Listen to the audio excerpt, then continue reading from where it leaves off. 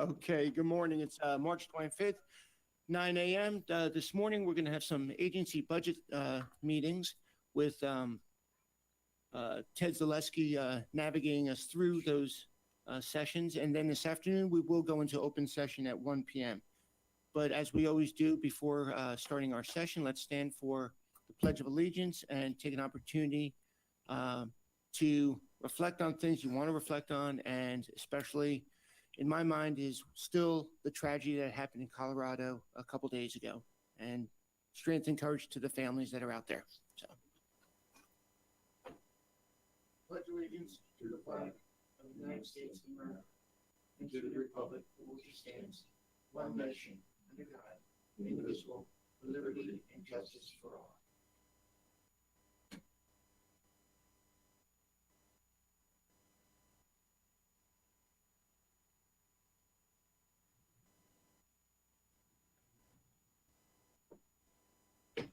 Okay, typically we would go into a priority carol, but let's just hold off on that till this afternoon, because we do have a couple of activities for priority carol that I want to share with the community.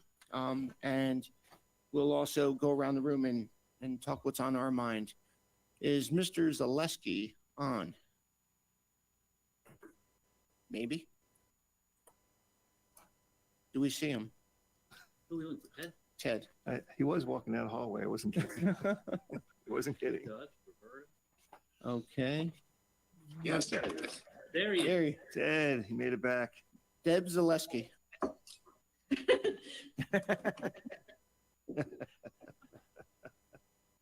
Mr. Zaleski, you are on. I'm on. I didn't know I was going to be on. Oh, We Are have, we, we have the agency hearing set up for you. Right. I have nothing to present. okay. So I apologize. I'm out of order then. An agenda. What is the agency sessions in order? Do you have them, Roberta? Or is it? I've got them. They should be the first page in your book, Ed. yeah. Okay. Okay, I apologize. Yeah, wait. No, I got it. I'm confused, which is not a abnormal situation. Okay, we and I have probably agency- Well, okay, I got it. I should have done it. Agency sessions. Setting this up. So the first one coming up is, planning, land resource management, and public works. So Linda, Chris Hine, and Jeff Cassaway, and Tom is also a part of this. Sorry about that, Ed. It's always good to keep you on your toes, though. I know. Okay. So I got Linda, Chris, Jeff. Out of the three of you, who is starting this? Is this Chris? Are you taking this on? So I have the presentation, so I can bring it up, and I think it's going to be a very much a team effort. Good morning, commissioners. You're here for our agency hearing this morning to go over 3 roads projects for your consideration for the FY 22 through 27 budget. So I'm going to go ahead and just share my screen with you.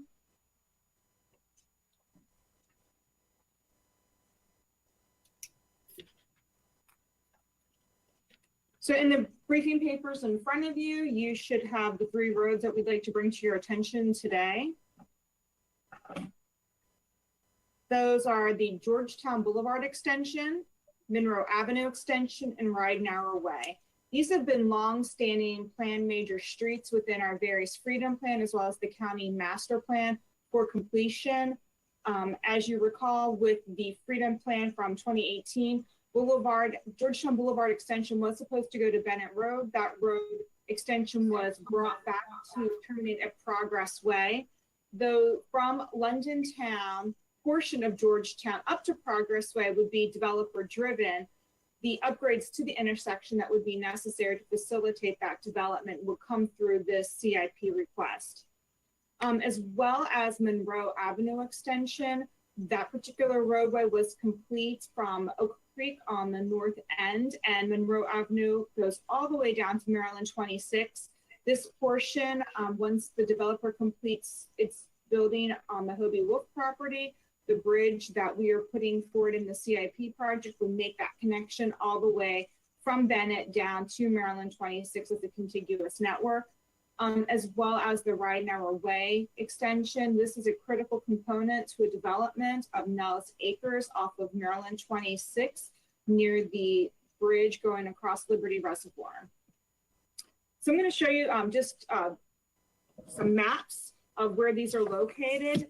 So if you can see from the map here on the page, and you also have a map within your agency hearing form, that the circle here indicates the project area that we're requesting in the CIP.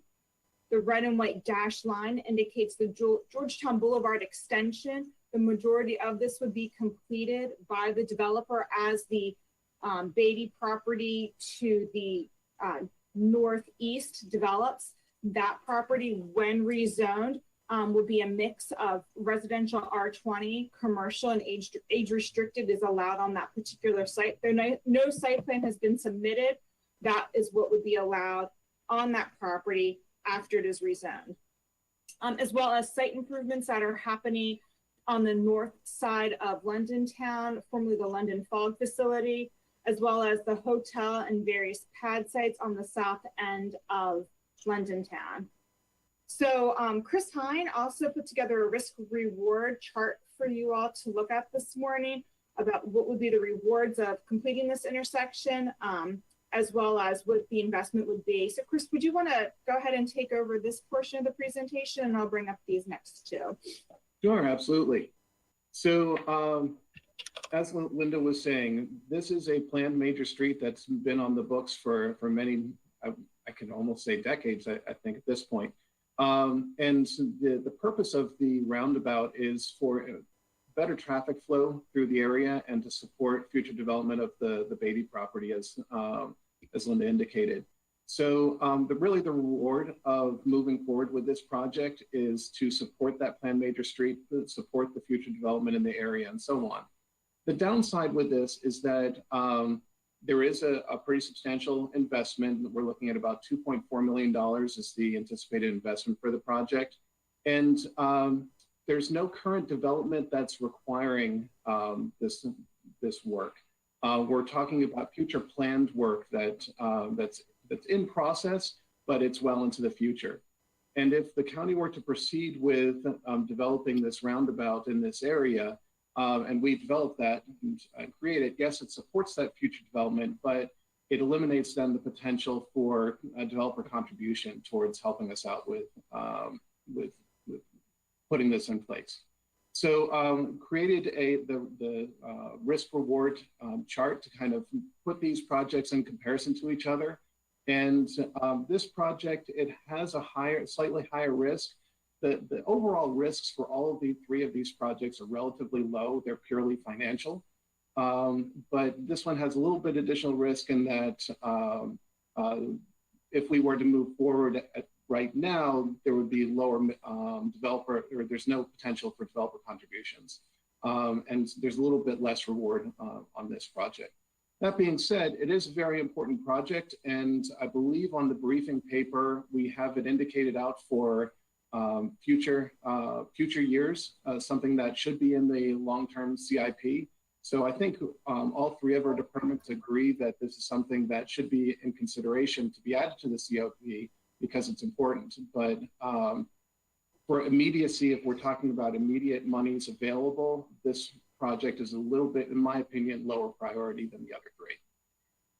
So, Chris, I appreciate, I know this area very well, and unfortunately, in many cases, very well, as there's some significant accidents that happen. It's going from a 25, 30 to a 10 mile in that turn.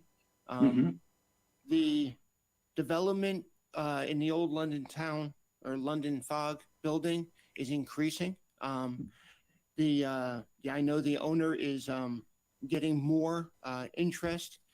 Stratosphere is getting more, folks in there as well. So that that whole complex is starting to grow, and I know they're also working on some permitting to develop more in that area. It is a cut through to get over to Safeway from 26, you know, and not just Safeway, but Safeway, Kohl's, Home Depot, that whole area. So it does have a lot of traffic above and beyond whatever is going to be developed over at the Beatty property. So I would look at, in my view, not necessarily connecting the two, one and then the other, or, you know, with the developers' interest in mind. I'm looking at the community's interest in mind in this one. And I'm just, whatever we can do in making a circle to control the traffic on Georgetown is significant. I mean, just personal experience, you know, my son totaled his car, you know, and it wasn't like he was going very fast, but he hit the curb at about 15. Is that what he told you? No, he wasn't going very fast. And, it's a very dangerous area. Yes. So something has to be done. Yeah.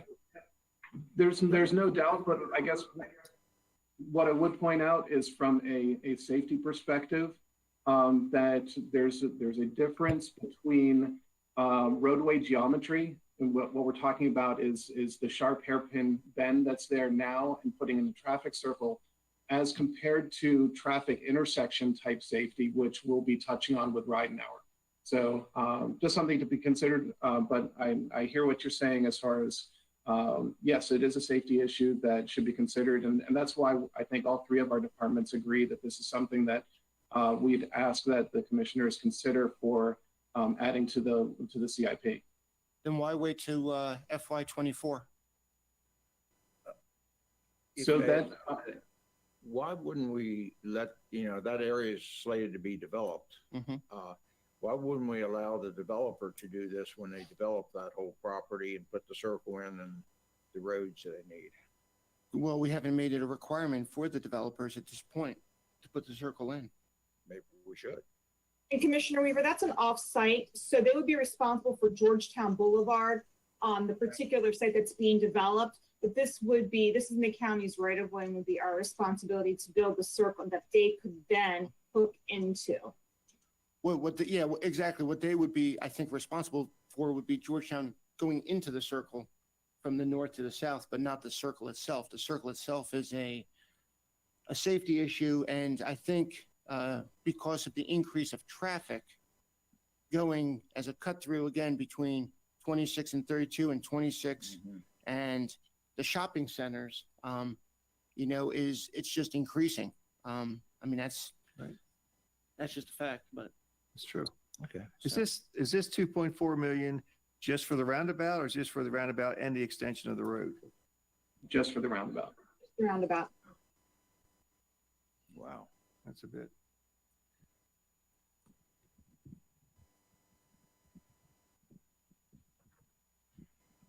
I see Ted was lit up. I don't know if he needed to speak before. I didn't want to jump in on you, Ted. Yeah, I was just going to say, this morning ended up being a little hurried, and I didn't set up these hearings the way I probably should have. I will correct that next time we get together. But on this specific topic, there's some background that's probably important for the commissioners to have. These three road projects have all been in the CIP sometime in the past. And the reason they haven't been built is because of the decision when there wasn't enough plans. And they haven't made it back into the CIP because decisions that use money for various purposes, but not these. And of course, the big difficulty we've been facing is that there's just not enough money to do a lot of things we think we ought to be doing. And then tied to this, and Linda might want to talk about this at some point, there have been over the years conversations with the Planning Commission about these roads and others, with an idea that these roads are in the master plan, why are they not getting built? And the answer to that is much the same as what I just said. You're constantly faced with making decisions with not enough money to do all the things you need to do. And there's no way that, establishing a road in the master plan can by default be your highest priority. So I just wanted to make sure you understood that these roads had not been ignored. They've been considered in the past. They were planned in the past. We've just been struggling in recent years with the ability to fund.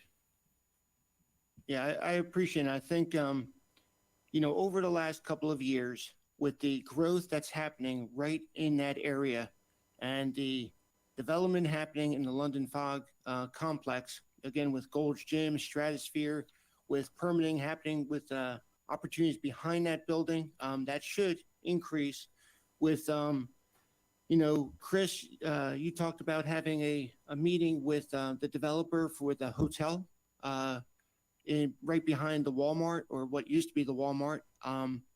So those in itself is talking about an increase in traffic and congestion. But just as it is right now, the circle, or not circle, that bend is a very dangerous spot with increased traffic going into, again, the Safeway, the Kohl's, the Home Depot, and just becoming a more used cut through from 26 as opposed to going to the next light. So I would strongly consider, or advocate for this being looked at sooner rather than later. It's one of those, like Commissioner Wance, you've shared, you don't need so many studies when we know what the traffic flows are. And we know, like up on 140, we talked about, a while back, we know what it looks like.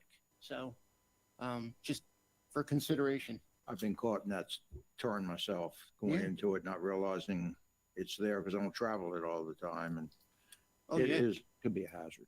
Oh, it's very hazardous. So, okay.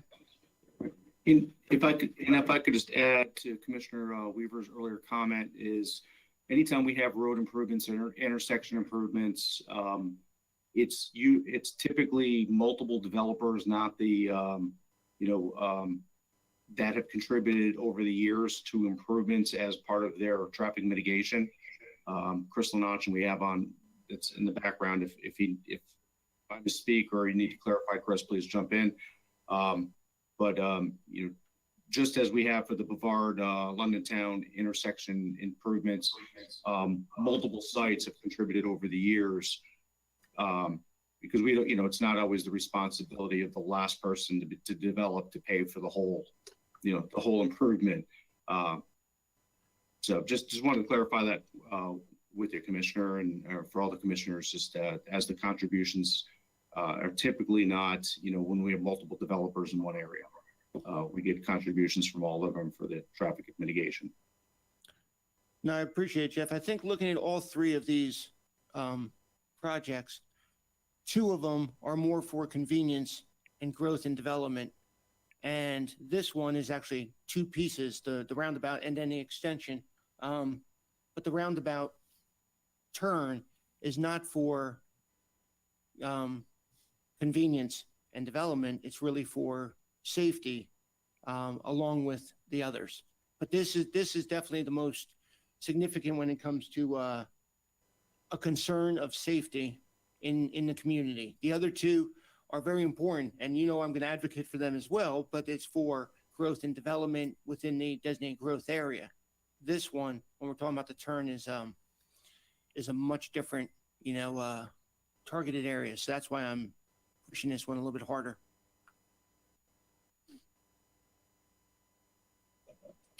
Thank you, Commissioner. And again, I think going back to what Ted had said also earlier is that all of the projects you are seeing today have been in the various plans since 1977, and they have been in and out of the CIP over the decades. This particular one was in the CIP, I believe, until about 2007 for the roundabout, actually has a 30% design already complete for it. So we actually had a very good base to start from as we brought this project forward to last CIP and this CIP. And Planning Commission for all three of these roadways strongly recommended that these be included in a CIP to be able to be developed, because we do have these planned major streets in our master plans, and the idea is to move them forward for construction. Yeah, I agree. I mean, but from 2007 to now, it's 14 years, and the growth in the area has been significant, along with a planned hotel that has been approved and is going through the permitting right now, which is going to be significant. Absolutely. So I'm just saying, we agree with this. I'm just looking at how can we push this forward closer to 2022 than FY24. You know, if we're going to agree on the funding. Hey, commissioners, I can't answer for how long work would take, but as far as funding this project goes, you can put it into fiscal year 22 if you want, and that's in your hands. You know, the big question will be, how does this use of the funding stack up against all the other things that you're going to want to consider? Right. But day today, this is our number one priority. I'm not suggesting that you're there, but if that's where you were, you can put this in your step.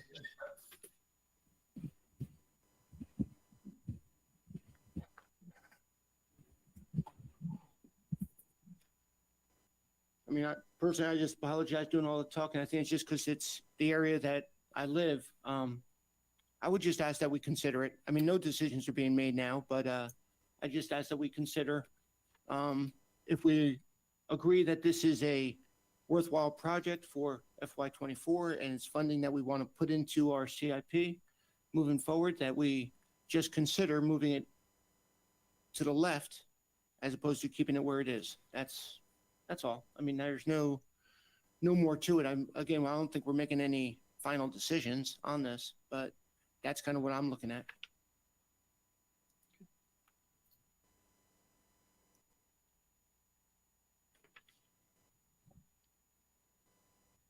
I mean, any thoughts or processes? I mean, Commissioner Rossapp, I might add today, let's, Yeah, I'd like to hear about more things first. bear with me.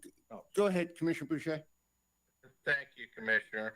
If I might add, both you and I represent the southern end of the county, and we hear quite often from our constituents the amount of property tax revenue they generate for the county, and they also express to us their concerns about road safety and the congestion down there. So it is something I think that would address the needs and concerns of our constituents. So I am with you on the potential of having this added into the budget. Well, yeah, I think we agree that we want to put in a budget. My only point is pushing it to the left. But and again, it's about that community going from 26 to 32, an increase. But Commissioner Dick, I just said, you know, we're going to be hearing from quite a few agencies here in the next week, and you know, make your list. Yeah, exactly. Check off the priorities, and we'll run out of money before we run out of things to do. Yeah. So I agree. It's worthwhile at this point. Right. Right now, it's the top of my list. Number one for now. Okay. So the next roadway extension on our list for this morning is the Monroe Avenue Bridge Extension. This project is located south of Oklahoma Road, and the Oak Creek Estate to the north already has the roadbed built to where it would pick up for the bridge. Then this would be in the county portion where it would be a road bridge constructed to meet with the project known as the Hobie Wolf property that's already in the site plan process for a 103 unit residential subdivision that would then connect to, as I stated earlier, Monroe Avenue that goes all the way down to Maryland 26. So again, we did a risk reward graphic for you that the rewards were that this is already currently a planned major street. It would allow for interconnectivity in the area, support a project that's already in active development. And if the connection is made now, it would not be easy to do in the future. Many times we find that we have these roads to nowhere essentially because the connections are not completed in a timely manner. So this would then complete this whole connected network within this area. There is currently a developer contribution and the investment from the county, this is about a $1 million project. So with that, I'm going to turn it over to Chris to kind of give you some of the details of what's happening with the site plan and where this stands. Chris? Yeah, so currently the Hobie Wolf project is in review and moving forward. And the concern here is, and all three of these projects are really interesting in that they illustrate different issues that we've had over the years as far as interconnectivity and getting roads constructed. This one it's basically making a connection. And what we want to do is avoid a Macbeth Way type situation where we have two roads coming together with one piece in the middle that the county is responsible for. And if the development for Hobie Wolf occurs, it's going to be very difficult. Then we'll have a lot of community pushback of those who live along in the Hobie Wolf area of making that final connection. And so this is really the opportunity now from a community perspective to make that connection and to provide the interconnectivity through the street network that we need, and also a pedestrian connection for students to get to the local schools and so on, interconnected through the subdivisions. So happy to answer any questions you have about this one. I have one on this. You know, this property around is being developed.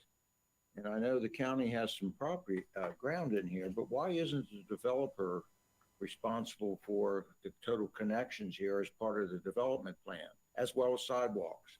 And I think throughout history, all those developments in that area, they allowed them to put developments in without sidewalks. Now we're going back and putting these sidewalks in and trying to recoup those, but somewhere along the line, the person doing the development has to be responsible for a lot of these expenses. And you know, you're putting 123 homes or 103 homes in here. You're talking a small amount to each home to have this whole thing done without county expense on it. And I guess that's my biggest concern. Yeah, so I'm sorry. No, go ahead, please.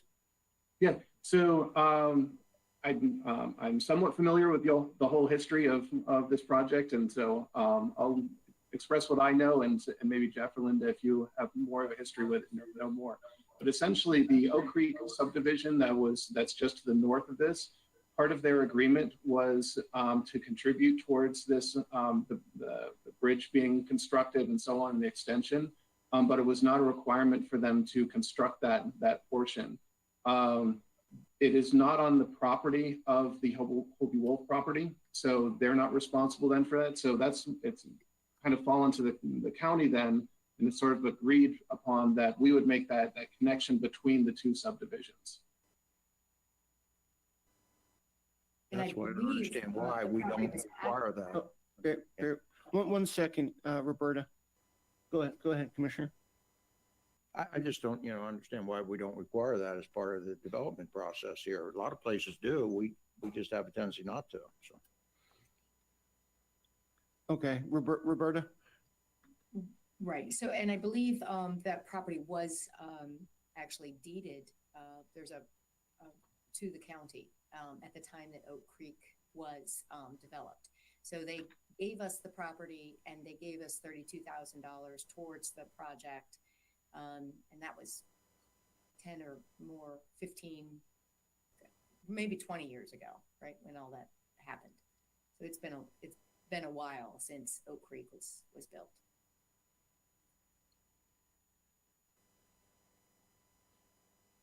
So we're talking about, this is just this one piece, not the piece going through the development, correct? That's correct. Correct. Right. Okay. And that piece would be developed at the time of the subdivision being constructed. Right. So the developer has provided funds for this. The additional piece that's in that lined out area is not planned. It's planned, but it's not in development. And you're right. A developer would, we would have that conversation with the developer to contribute into that extension. Yeah. But we have a ways to go on that right now. So, okay. Any other questions or comments on this? In the CIP, it says it starts in 24 and then the next dollar amounts in 26. Is that because it's going to take that long before we get to the? I mean, I'm just wondering why there's a year in between. I would assume one is design and one is construction. Okay, so Yes. All right. Okay, it is not in the CIP now, but yes, what Roberta said, sometimes that's the way it plays out. Okay. And with the priority of getting Hobie Wolf developed, you know, or at least recognized to be developed, this does make sense. So, I mean, again, these are all placeholders at this time. Are there any issues with this above and beyond what's been discussed? Okay, let's move on. Absolutely. And so commissioners, also just to clarify why we put some projects in the outer years as opposed to the year that we are in the CIP, is because that's how we work with budget and management, and our instructions for adding new projects, and typically starts with the last year. Depending on the necessity of the project, we may move it up and work with our budget analyst a few years ahead of time. As you will see with this next project, because of its urgency, it was discussed to actually put this in for FY22. And Chris can explain how he is working with the developer on this particular Plan Major Street. But as I said earlier, this is Ridenhour Way. Ridenhour Way is already constructed from Fallon and terminates at the end of the property line for the current development on the site. We are looking at a 800-foot intersection that would connect to Old Liberty Road, which is already an existing county roadway. We've been working with SHA for quite some time in securing the appropriate rights of way for this project to see how feasible it is. Again, the reward for this is that it's currently in our plans. It's been there again since 1977. It immediately addresses a safety concern at the intersection of Fallon and Maryland 26, supports a development that is already coming down to the final approval process by the Planning Commission. It also opens up for the possibility of signalization at Panorama, where the road would eventually connect to Maryland 26. And there is developer contribution for design and construction of this particular project. Again, Chris has the particulars on this. I'm going to go have him explain that to you all. Sure. So the intersection we're talking about is Fallon Drive. And currently, the primary use of that is from Nels Acres, which is an age-restricted condominium. There are approximately 100 units, a little over 100 units there. Why this is being raised as an immediate concern is that there's the second phase of Nels Acres is being proposed, which would add another approximately 130 more units. That intersection of Fallon with Maryland 26 is considered a failing level of service already before this development goes in, and this new development goes in. And so when we more than double the number of residents there, also age restricted, there is a concern that that level of service just is not tenable. And so back in 2017, we submitted a request or requirement to the developer that to address the traffic concerns, that they fund the design of the improvement for Ridenhour and then contribute approximately $200,000 towards the construction of it. Subsequent to that, they responded, and their negotiation back is only $200 towards construction. So we're in that negotiation. The issue here, though, is that kind of fee in lieu of needs to contribute towards a project, and without this project being in the CIP, can you hear me? I apologize. We froze about 2 minutes ago. So you kept going, and I appreciate the enthusiasm you keep, in going. But can you rewind yourself? Start over. Sure. Can't Chris Wham rewind me and replay me? Well, that could be, but let's all start with a good morning. I'm Chris Hine. No, go ahead. Sure, no problem at all. So we're talking about the intersection of Fallon with Maryland 26. And Fallon primarily takes traffic from Nels Acres, which is an age-restricted condominium with about 100 units in it. The level of service at that intersection with Fallon and Maryland 26 is currently a failing level of service. Right now, the urgency of why we're looking at this is that the next Nels Acres project is very close to being approved. And that would add another approximately 130 additional age-restricted condominiums there. And so the level of service is going to be that much worse. I mean, it's tough to quantify worse than failing. It's already failing. So in 2017, we sent a requirement to the developer indicating that our request was that they fund the design for the improvements of Ridenhour to extend Ridenhour, and they contribute approximately $200,000 towards construction. They have responded that they would be willing to contribute just the $200 towards construction. So we're in the midst of this negotiation as far as what their contribution would be, which is why I show a range there of between 200 and approximately 550K from the developer as a contribution. The issue here is that from an adequate facilities perspective, if a developer can contribute towards improvements to address a traffic issue. However, there has to be a project that exists for them to contribute to. And the issue we have right now is that this project does not exist in the CIP. So if this project doesn't exist in the CIP, we may have to make the recommendation to the Planning Commission that they defer this project because we do not have adequate capacity at the intersection. So what we're asking for and what we recommend here is that we add this project to the CIP. We'll negotiate funding from the developer to contribute towards it, and we move forward with this extension, which would include working with State Highway to potentially to evaluate Panorama, which is where Ridenhour would eventually come out, and signalize that intersection. So that's the gory detail twice through. Okay, and I appreciate it. I'm sure it sounded much better on the second time. So we've been, as has been said, working very closely with SHA, trying to come up with every argument possible to look at the traffic going into Nels Acres off of 26 and also Visiting Angels, which is in between 26 and Nels Acres. So you have Visiting Angels and then Nels Acres. You know, it's pretty frustrating. We don't expect much to happen on 26 from State Highway to calm the traffic going into that community or out, although we're still working with them to do that.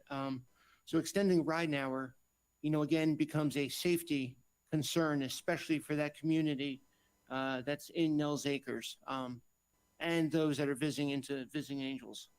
So, you know, a very worthwhile, you know, road. I think the developer is well aware of the steps we're taking and does want to contribute. It's the amount, obviously, like you shared, what they want to contribute. But this is again, as 26 becomes busier between Liberty and 32, Liberty Reservoir and 32, we really just have to continue to look at the safety aspects of, you know, getting on and off of 26, especially from the retirement homes or older communities that line 26, especially on the south side. So, yeah, I'm pushing this. I've been pushing this for a couple years with State Highway, but I'm not holding my breath that they're going to do much about it right now. And it's going to be on us in looking at extending Ridenhour. So that's my spiel on this one. I got a question for Ted. Since these are projects in the CIP, are we going to look to bond these projects, or are we going to look to pay them out of pocket, basically? Okay, they are not projects in the CIP now. None of these But are. if we put them in a CIP. If we put them in, that's a choice that you can make. Now, of course, as we've been talking, we do have some cash, so you could actually say, let's just pay for them. But it would be in your hands to bond them. The problem there is think back to your bottom line, you have no capacity for taking on additional debt service. Right, okay. Okay. Any other discussion on this? Director Hines, out of the three in front of us, is this the one that has the most safety concern? In my opinion, yes. Thank you. Well, the safety would be the ingress egress onto 26, correct? That's what you're referring to. The Georgetown hairpin turn into a roundabout is the road itself. Are there, and the challenge is right now there's no other ingress egress from Nels Acres and Visiting Angels outside of just going on to 26, correct? That's correct. Okay, thanks.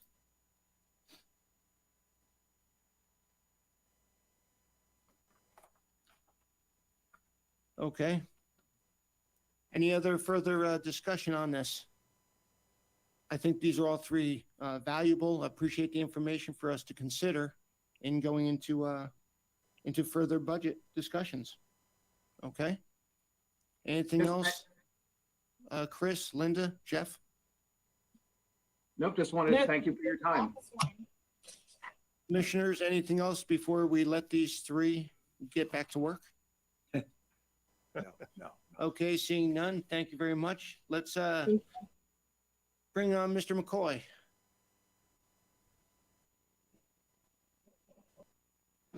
Good morning, Commissioners, and thank you for your time. Hope everybody's doing well. Come to you today on behalf of Westminster Fire Engine and Hose Company Number 1 and the County Hazardous Materials Team for funding to replace expiring self-contained breathing apparatus. As you know, self-contained breathing apparatus, SCBA, is vital to protect our fire EMS personnel while operating in dangerous atmospheres. The total requested amount today shall not exceed $378,900. I'll start with the hazmat team. They do have 3 SCBA packs expiring over the next 2 fiscal years. The team is requesting to replace 2 of those packs this year and will return next year for the 3rd unit. The team leader does continue to work with Valerie Hawkins to secure federal grants or UASC funding. But at this point, if no funds are available, the cost of this project to the county would not exceed $25,000 for 2 SCBA. The next request for Westminster, they're requesting assistance to replace 32 SCBA packs, 3 rapid intervention packs, 50 face pieces, and a compressor to fill the air cylinders for the fire station. Westminster is the last station to request funding for SCBA from the county. They've always purchased themselves. This project is also significant in the fact that it converts all of their SCBA from the MSA model to the Scott model, which will be provides consistency and interoperability across Carroll County. All the stations currently now so this would complete that process. Westminster has applied for the Assistance to Firefighter grant, similar to what we did for the portable radios through FEMA.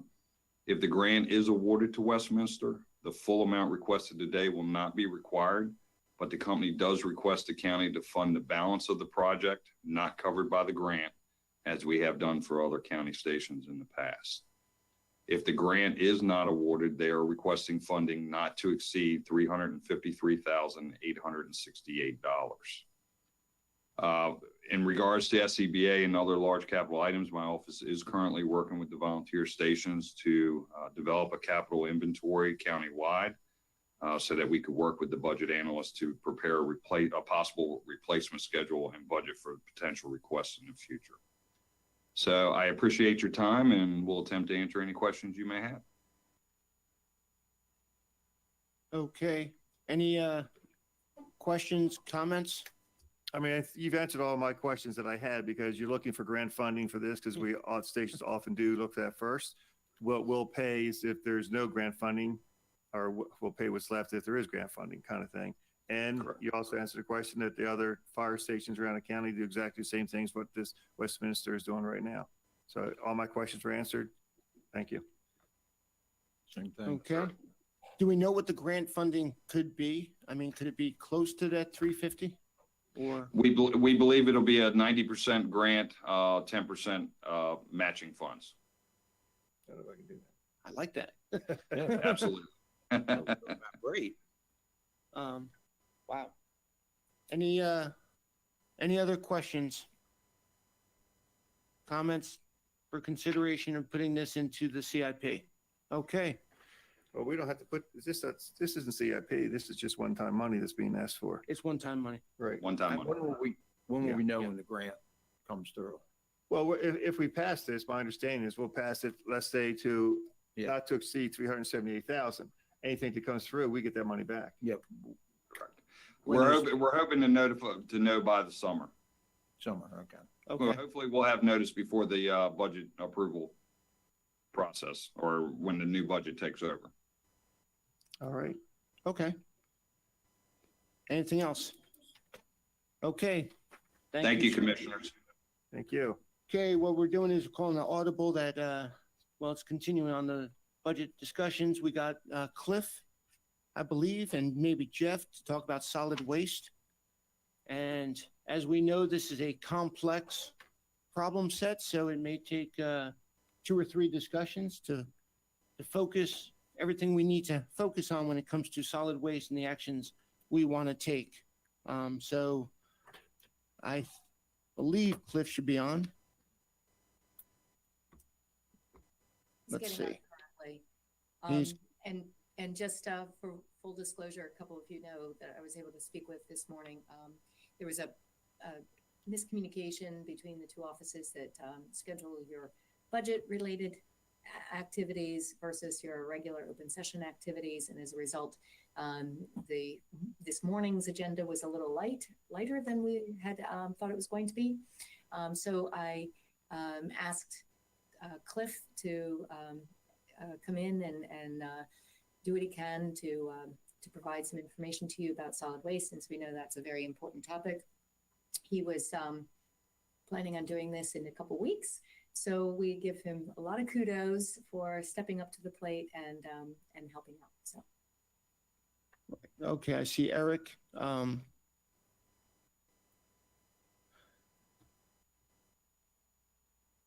Good morning, Commissioners. Yeah, we're still waiting for Cliff to get on. But yeah, it's, as Roberta kind of said, we're here this morning to discuss some solid waste topics with you. We're going to focus on the budget since, you know, you're in your budget sessions.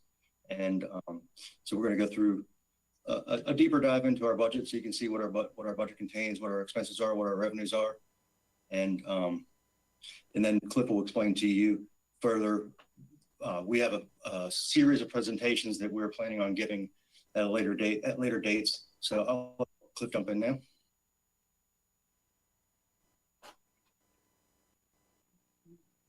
Maybe.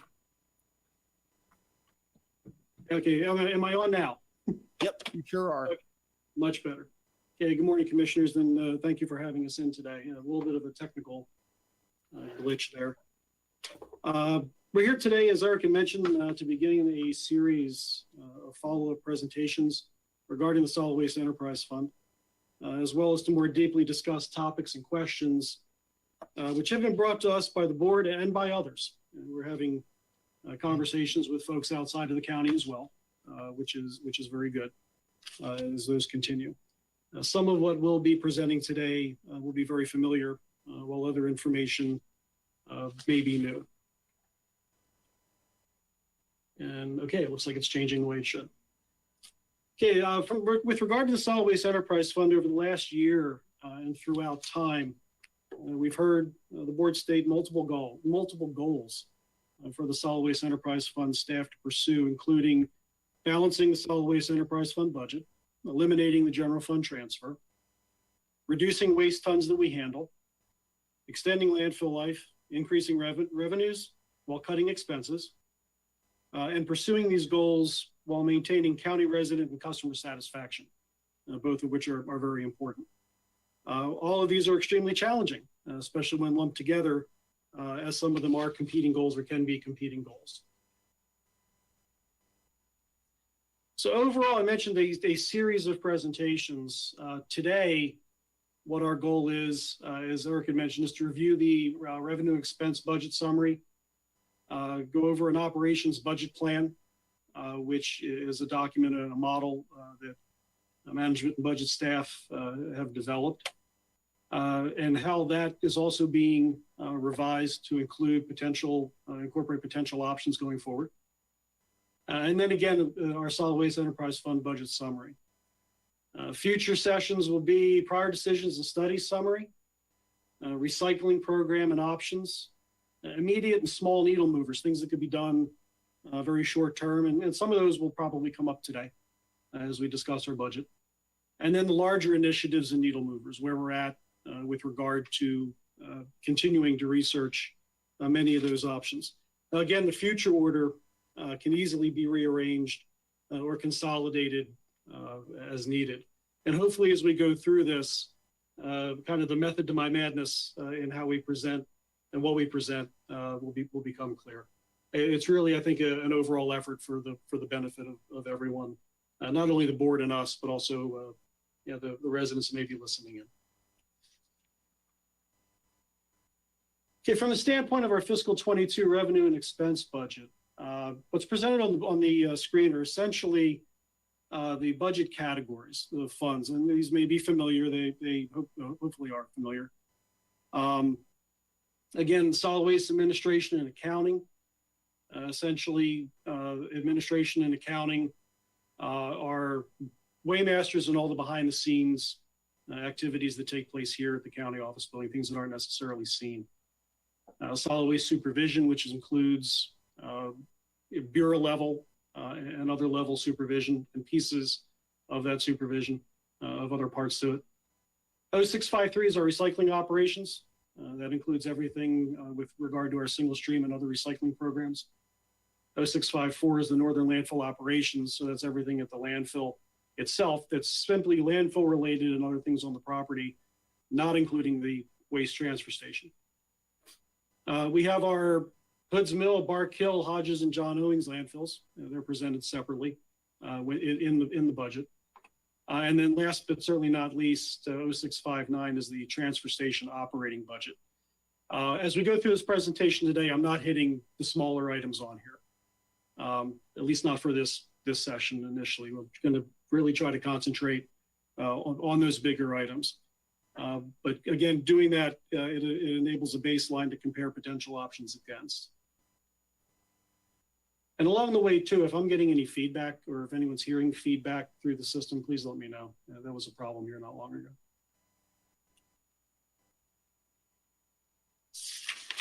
Yeah, I'd mentioned management and budget operations plan. One of the very nice documents, or it's more than a document, it's a large Excel workbook. Management and budget maintains a solid waste enterprise fund operating plan, projecting out at least 7 years, and it actually goes further than that. DPW staff works very closely with our budget analysts and others in management and budget to update model inputs, so that we have a clear path forward. The model, in working through, especially our budget analyst, Taylor, the model's been modified very recently to allow for variable inputs of tonnages, tip fees, and other variables that we can assess potential changes in real time. Unfortunately, that's not something we have here available this minute because they're working on other additions to it. But that is something that we desperately needed and has been input into that program. We're also developing versions of that model with management and budget to incorporate various solid waste enterprise fund programmatic changes that could occur down the road, such as large infrastructure improvements, new cells, homeowner area changes, new transfer station, anything that we can see out there, we'll be able to go into this model, input what we know at our level, and see what that affects from the standpoint of tip fees, operating deficits, and the like. It's a work in progress, and I'm just going to keep emphasizing that it's a work in progress at this time. It's something that we've been working on over the last month or two since our presentations were advancing. Commissioners, if I may, Sure. I just want to kind of explain. So it's going to be a lot like what you see from Deb Effingham during your budget sessions when you ask her to change something and it magically changes the whole picture. We're trying to get it to that level so that anytime you were to ask us a question, say if you were to ask us to change the tip fee on recycling, we could tell you exactly what that does to the fund. Impressive. And not just what it, right, and not just what it would do today, but also what it would do year 2, 3, 5, 10. So it's really taking, in its current form, it is a good financial business plan. What it allows us to do is expand that, at least to the level that we can get it to, and with budget finance can get it to. It is a powerful tool. It's becoming more powerful. Yeah, I know everyone can't see the screen, but I wanted to just kind of put in there what the first page of it kind of looks like. And that's only the 7 years out. But it covers everything under solid waste, all of our individual budget categories, everything including vehicles and equipment, facilities and structures, debt principal, debt service, contingencies, CIP, all the way down to interest, county hauling, and other revenues. So it's, again, it exists today in its current form. If you haven't seen it, I recommend it. But it's something that we will, when it's finished, definitely roll out in a separate presentation.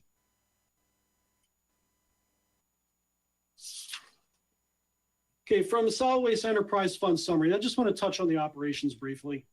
I know we've been through this quite a bit, but it also sets up the future slides, future presentations here, and the rest of this presentation. Northern Landfill, again, we're a 220-acre property. Only 80 acres of that property were permitted for disposal. 15 acres of that are 2 rubble disposal cells that have been filled and closed. 65 lined acres are for municipal solid waste disposal. That's what's permitted. 43 of those 65 acres are currently built and operational, at least to some degree.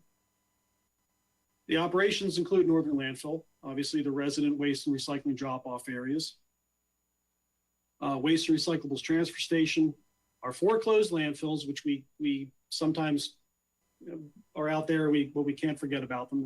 They do have their needs. And our facility operating hours, 7 a.m. to 4:30 p.m. Monday to Friday, 7 a.m. to 3 p.m. on Saturdays. Now, those are our gate hours, our scale house hours, the hours that customers can come to the facility. Typically, employees are on the site half hour to 45 minutes before opening.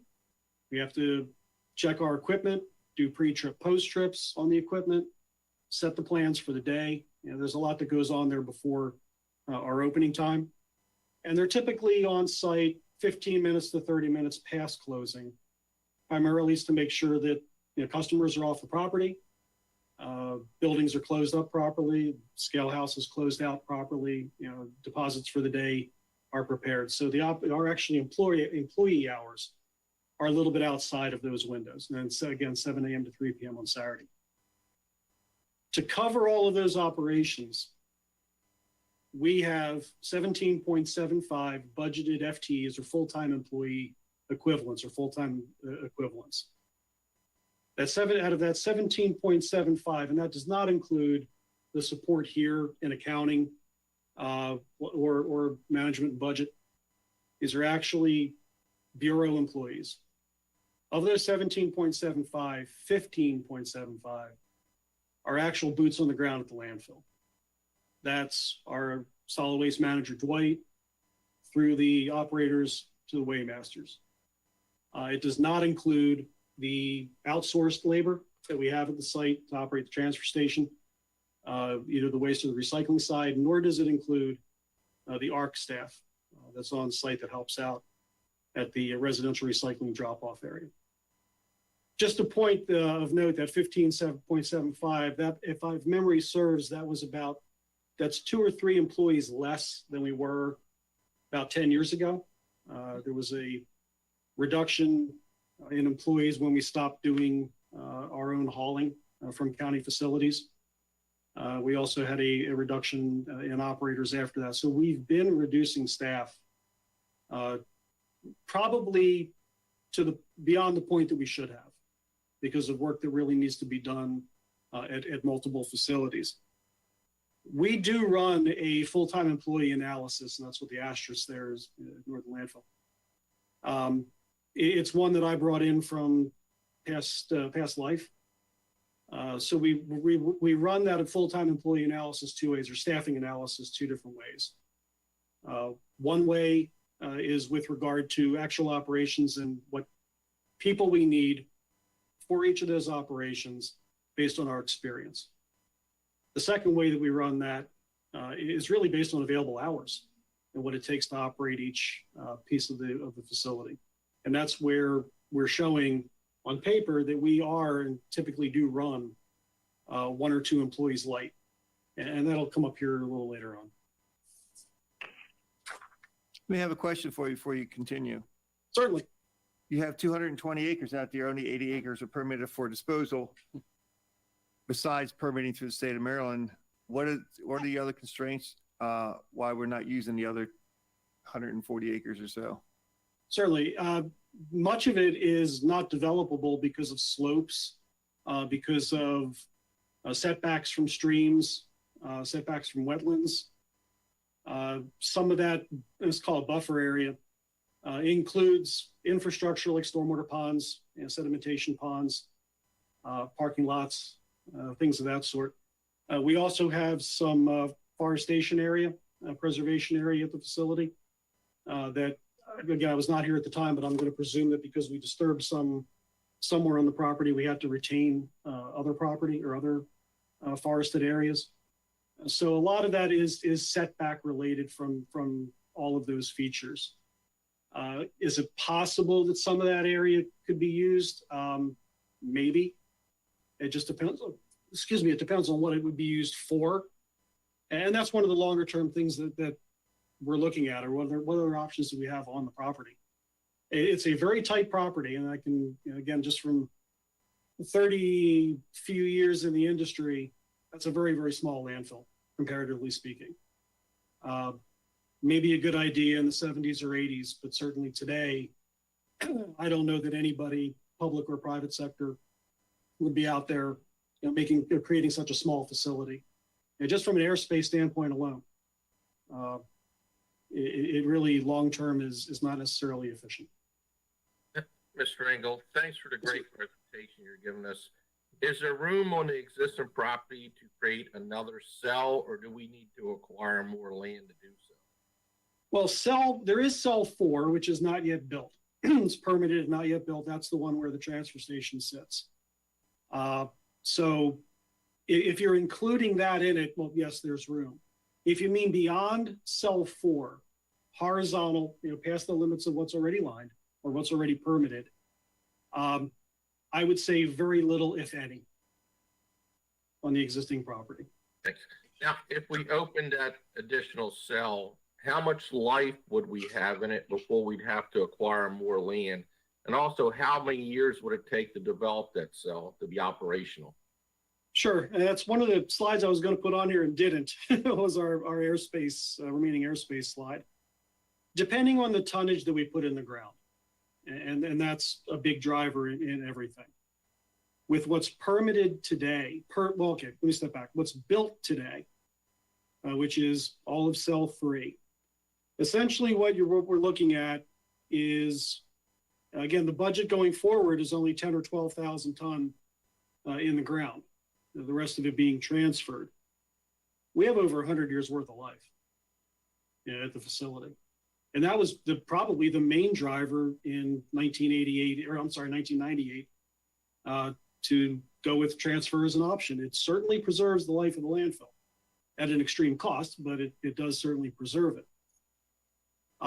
If you look at including cell 4 into that, the cell that's permitted, it's hundreds of years at that rate. So it's not a lot, or it is a lot. If you're talking about in the vicinity of landfilling everything, which is the other end of that spectrum, we have 12 years left of the entire facility if we were to start doing that today. So in other words, excuse me, in other words, we could potentially find a happy medium between landfilling within our cells and transport, and then we still have a lot of life. And that if we wanted to start building cell 4, we do have time to complete that cell before cell 3 is at capacity. My concern is that we potentially run out of capacity in cell 3 before cell 4 is complete, and that's not a reality. No, we'd have to make our decision, you know, so that that does not happen. And really that cell 4 is permitted. The engineering design isn't done. That process to get the engineering design done, including bidding, and then construction, is probably the better part of 2 to 3 years. If we were to start today, and maybe 2 years at the outset if we really pushed it. That's really important information. I'm glad you shared with this. And what potential ballpark figure or price tag would come with creating that cell, including potentially creating the leachate pipeline to run into the wastewater treatment plant? I mean, that's something that would have to come with it. Right, and you know, bigger, deeper dive conversation probably for another time, but I can give you some 30,000 foot numbers on it. And those are ones I think we presented before. Cell 4, keeping in mind there's a transfer station there. So the price tag would include somehow relocating that transfer station if we were going to stay in that business. It's somewhere north of $15 million for the cell, transfer station, et cetera. And that number, I hate to put a ceiling on it because we don't have a site for it. We don't know what would be included in that. It could be an easy process. It could be a difficult process. Depends on where we want to put it. So that's the cell itself and the infrastructure there. Eric and I have been working on a construction cost estimate for a leachate line. And again, that's in development, a 30,000 foot, view, if you include all the, I say reserves or contingencies in it, probably somewhere $4 to $5 million. But again, that's a very high level view, and we are working on tightening that up as much as we possibly can. Thanks for the information, because that gives us a chance to look at the out year deficits we have with all this transportation, and we have to sit down and analyze the cost analysis, whether to go with the cell and have more within the county or transport it out. Because I'm looking at potentially, if we make the investment in the expansion of a new cell and the transfer station over the course of these years, going to the out years with the deficits, would that potentially reduce those deficits we have in the out years? It's a trade-off I'm trying to figure out. So all absolutely this is beneficial. No, absolutely. And as we build that operating model further, that'll give us better and better answers, more accurate answers. So go ahead, Eric, I'm sorry. Yeah, no, just sorry. Just want to point out, there is, in addition to cell 4, there is what's called a capping cell. So it's considered cell 5 that goes on top of all of the current cells, cells 1, 2, 3, 4. So there is additional space in cell 5 as well. Yeah, and those numbers that I was giving essentially would include, that for a life of site. Just stepping back for a second, just so I know that I'm clear, or to make sure that I'm clear. If we were to land, we're budgeting 10 or 12,000 ton a year going forward from a landfilling standpoint. And I think most, if not all of the board have been on the landfill at some point in time. So you can imagine, the level of the ground out there as you drive past the scale house. I'm going to call that the yard waste area elevation. That is not the final elevation of the landfill. It's higher than that. But just filling to that yard waste elevation, assuming we continue the yard waste operation. At that 10 or 12,000 ton a year, it's for cell 3, which is what's built.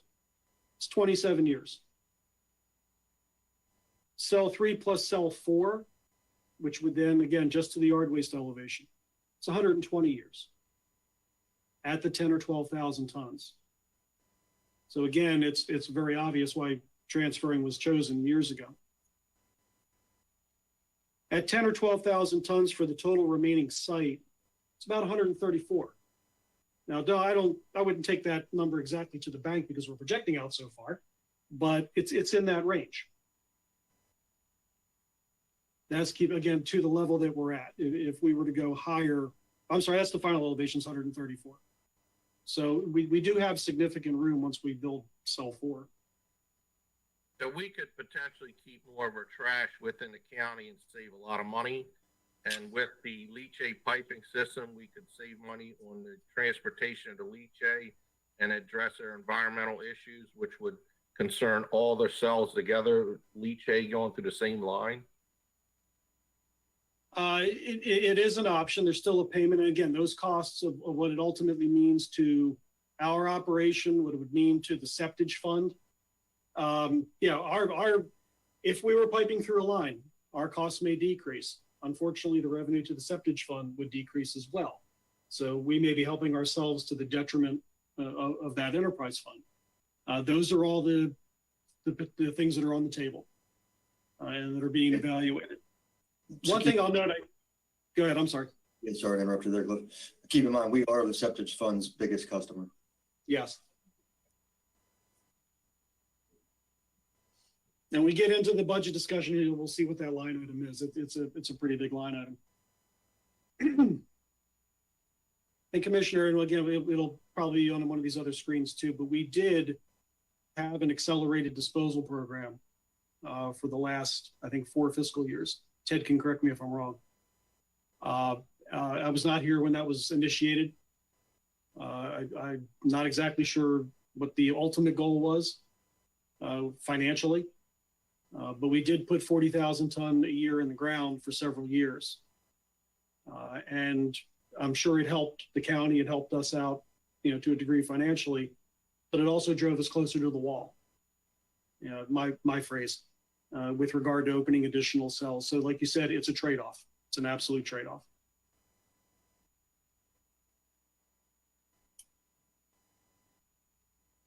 Okay, from the solid waste enterprise fund, again, our budget's 2 pieces. We have our revenue budget and we have our expense budget. And Ted will probably get into a lot of this when he does his presentation another day. But what's on the screen are fiscal 20 actuals, and I believe they are correct. I'm going to paraphrase that. It's the numbers that I received. Fiscal 21 is just the budgeted quantities because we're still in 21. And then fiscal 22. Revenue source tipping fees. Obviously, that's the biggest revenue source. And that tipping fee line includes all the waste that comes into the facility. It also includes the $30 a ton current recycling tip fee. They're in that line as well. County hauling, we do a little bit of hauling for Bureau of Utilities and others, so there's a small amount of revenue from county hauling. Interest is on the reserves that we have. Rents and royalties, $175,600. We have 2 different entities that lease ground from us. One is the We Care Denali operation at Hoods Mill. That's about $160,000 a year. I'm sorry, $130,000 a year. And the remaining is the ProTank propane recycling operation that's at Northern Landfill. If you drive in the entrance road, look to the left, you'll see a fenced-in area. It used to be I think it was BG&E was there previously. They're over there. The recycling line revenue, $160,000 budgeted. That is primarily from sale of scrap metal that residents drop off. There's small amounts in there for maybe some other things that we do take and get a couple pennies for. Again, we look for, Maria does a phenomenal job looking for low cost and no cost recycling programs. 1 or 2 of them make a couple of dollars. So those are the 2 primary items that go into the recycling line. And then miscellaneous is sludge hauling for the Bureau of Utilities. And I'll step back. The We Care Denali lease is $160,000 a year, not $130,000. That was my mistake. And then the propane tank is $15,000, $15,600.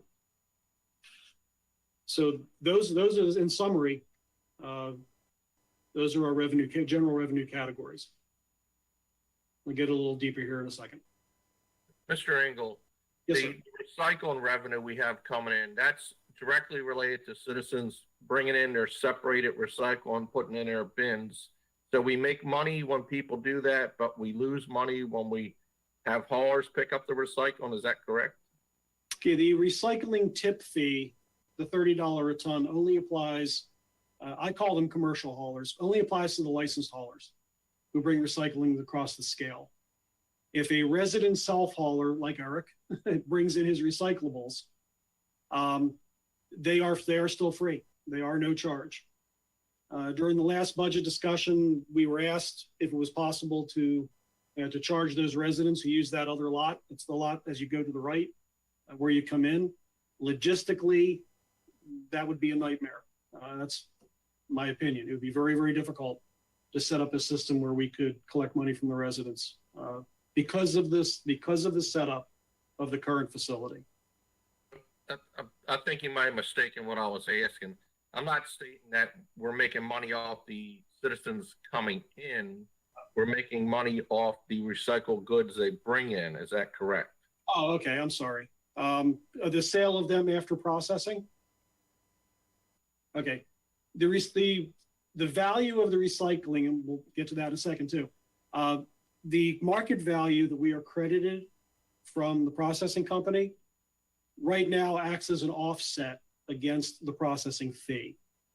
And I'll touch on it in a second, but I think I shared some information yesterday that the markets are improving, not tremendously, but they have improved to the point where that $95 processing fee is actually far less than that today. The 95 is the base, and I believe it was, I'll get to the slide, I believe it was in the 50s. So just under $60 a ton is what that processing is costing us. Again, it's offset by that revenue, by that revenue value of the recyclables. So it's not yet back to what it was in 2015 or 14 when we were actually getting a check every month. We're not there, and we have a long way to go. Cliff? That is, Maybe I'll try. Cliff, what is made up of what drives the revenue on that recycling row? Okay, if that's, I'm sorry if that's me. That is simply the sale of the scrap metal that is dropped off at the landfill to the left of the scale house. Residents are bringing scrap metal. Primarily, that's what's in that line. I believe we got some revenue for textiles, maybe one other material, but those are the only things that are in that $160,000 recycling line. So if the market were the way it was 10 years ago when, foreign countries were buying recycling fairly regularly and the market was high or for cardboard and glass and plastic and other things, that recycling line was a higher revenue at one point, right? Yes. And it doesn't matter. There's no significant difference between the self-hauled recyclables value and the commercially hauled recyclables value. Is that correct? So the value is the same. It's essentially the same material. Now, some of the commercial recycling is more cardboard than anything else. Cardboard has a little slightly higher value than some others, whereas what comes from the home is more paper, which has a lower value, but may have more aluminum in it, which is a higher value, or plastic, which is a higher value. So the mix is a little different depending on the source, but generally speaking, it's the same. Right, but the stuff people bring in, like Eric, again, poor Eric, and dispose of themselves at the recycling center versus the stuff that area refuse takes across the scales as a recycling. There's no distinction in the value of one one piece of cardboard versus another piece of cardboard. No, there's no distinction between the two. Does that help, Commissioner Boucher? I understood that ahead of time, but what I'm concerned about is even though on the tipping fees line, we're generating revenue for the haulers to bring it in, we also accrue a liability with that to dispose of it. Where on the straight recycling line, we don't have the liability to pay to dispose of it. We don't have the debt or the negative with the recycling line. But my concern is, we're being charged $95 a ton to haul off the recycling goods, but we're getting $30 or $35 a ton in, which creates a deficit. Now, if the market's looking better and that cost is coming down, we're still having a debt with it. I guess the biggest thing is where the recycling market goes to determine which one's best and which one's not. And we've seen in the track record historically that it's swayed on us. I'm just wondering that if we can get more people to bring the recycling in, we don't have the debt that is associated with paying someone to haul it off, because ultimately with the cost of fuel, it creates the expense of hauling. No, I'm sorry. I think you misunderstand.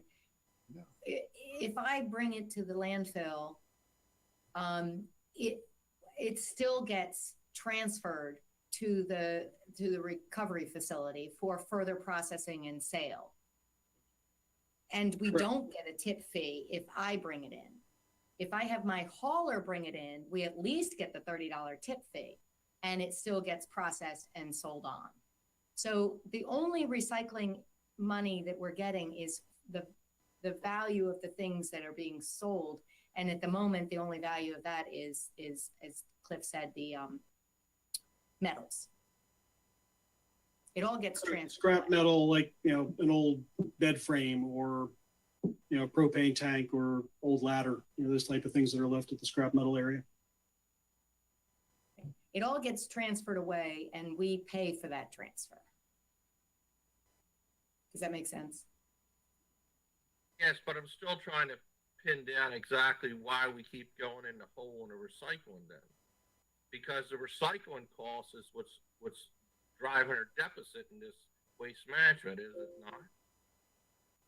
And maybe it's something just to describe on this list here to the left, sources of funding. Instead of the word recycling there, perhaps it should be scrap metal, and others, because really that's what falls under there today.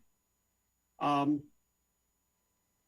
can get with budget. I'm not sure back in the day what line the recycling revenue, the checks that we got when the market was phenomenal, what line they hit.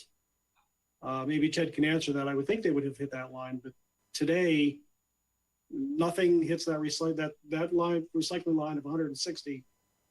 Nothing related to the curbside program or the residents bringing in their material hits that line. Only the scrap metal.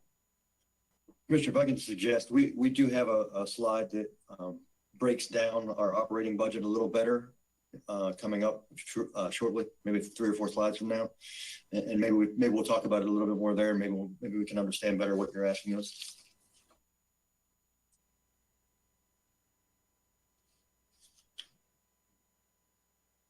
Okay, we'll go to the Keep going, next. Cliff. Sorry, Commissioner Frazier. Wasn't me. Nope, it was Okay. me, but that's right. Just keep going. Okay, landfill tip fee revenues. This breaks it down a little further. Again, we show, these are basically our largest tip fee categories. There are others, but these are our largest. We have our MSW municipal solid waste line, which would be both a resident bringing in household trash on their own, and also the haulers bringing in municipal solid waste, which could be from a house, could be from a business, as long as it falls into the municipal solid waste category. Construction demolition is the second row. Recycling, the third row, that is the single stream $30 a ton tip fee. Yard waste is the yard waste that's brought in by, say, commercial businesses. Residential yard waste, which is probably the largest piece of what we get of yard waste, is no charge, remains no charge. So we charge the landscapers or other businesses that haul their material in. Sludge is a relatively small line. We actually have worked with many of the local POTWs to have their sludge hauled away to Pennsylvania under our hauling contract directly. We landfill so little sludge or so little trash that we cannot really landfill a lot of sludge to go with it. There are some ratios there that we have to maintain in order to keep things safe and compliant. Tires as well, those are from the commercial loads, the larger loads of tires. So those are our larger, again, our larger tip fee categories. As you can see from an MSW standpoint, fiscal 20, about 86,000 tons, 22,000 tons of demo, 15,000 tons of recycling that we, at that point in time, did not receive a tip fee for. So we managed just over 127,000 tons of that, of all those materials at the landfill. Tip fee revenue of about 7.4 million. Our budget for fiscal 21 was again around 86,000 tons, 22,000 tons of demo, 16,000 tons of recycling, 1,500 tons of yard waste and sludge and tires. So we budgeted for 121,000 tons combined for all those materials. The tip fee revenue for fiscal 21 is a little over $5 million for the municipal solid waste, 1.7 for demo, 225,000 for the recycling, because the recycling tip fee was not implemented July 1st per the ordinance. It was implemented January 1st of this year. So we only have a partial year. That's the $225,000 anticipated. With regard to fiscal 22 and what's been proposed, it's 90,000 tons of municipal solid waste. We have been seeing in reality an uptick. So that was budgeted at 90,000 tons. Again, at the newer tip fee of $65 a ton versus 64. Construction demolition remains at its tip fee. It's 22,000 tons. And we really haven't seen a lot of change in our demolition tonnage. From a recycling standpoint, because of the $30 a ton tip fee, we presumed that there would be some decrease in the recycling coming across the scale, which is why the budget was at 13,000 tons. Again, yard waste holding at 2,200, sludge at 600, and tires at 350. So that is what we've submitted as far as our anticipated budget. On the surface, I haven't seen anything dramatic in fiscal 21 that would really cause me to want to change those numbers too much. So at this point in time, again, from a budgetary standpoint anyway, we're pretty comfortable with it. And that's 128,000 ton total with all those categories. Again, tip fee revenue only. So potentially next year we can get $390,000 charging the haulers tipping fees for recycling. Is that correct? Yes. How much does it cost us, or do they send us a check back for the money they make off the recycling? Are we positive or negative on that? We're negative on that. Well, that's the point I was trying to get at. How negative are we? I mean, the total cost of a recycling to send it off to the haulers, what is that figure minus the potential 390,000? That shows our deficit in that operation. That's what I'm trying to figure out. Correct. And if I can ask you to hold the thought for a couple of slides, that's where we'll hit. Any other questions? Nope, keep going. Okay, tip fee and tonnage history. Just wanted to give a brief history of where our tip fees were in the past. And this may help address at least one of the questions that was raised along the way with regard to what happens when we increase our tip fee. Beginning in fiscal 7, our tip fee was $58 a ton. And I'll go back a little further than that even. We were in the 40s several years before that. And again, fiscal 98, tip fee was $45 a ton. Increased gradually to $58 a ton in fiscal 7, and then to $61 a ton in fiscal 2008. And by that time, we were receiving, for municipal solid waste, about 100,000 tons a year. At that time, municipal solid waste tip fee included construction demolition material. So I just want to keep that in mind as we go forward. In fiscal 9, the municipal solid waste tip fee was increased to $76 a ton. What resulted was a loss of 18,000 tons across the scale. If there was a revenue increase anticipated because of going from 61 to 76, it generally speaking was not realized. So again, could that happen again if we raise rates dramatically again? Possibly. Could it not? Possibly. But just giving some history of what did happen in the past.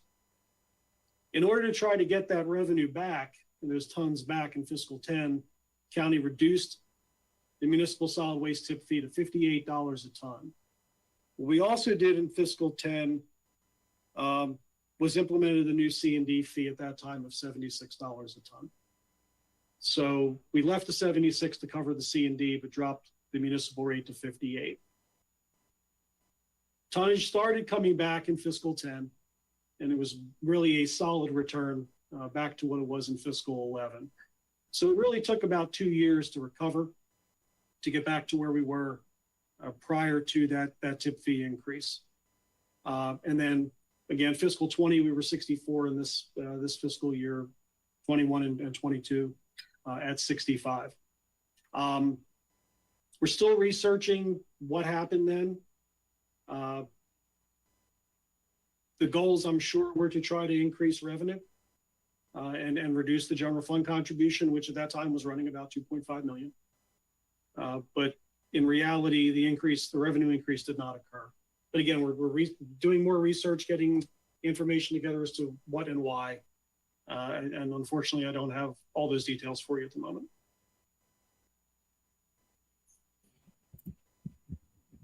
Okay, our expense budget. So the categories that you see, and I kind of place them in order of cost, not necessarily in order that they're presented in the budget.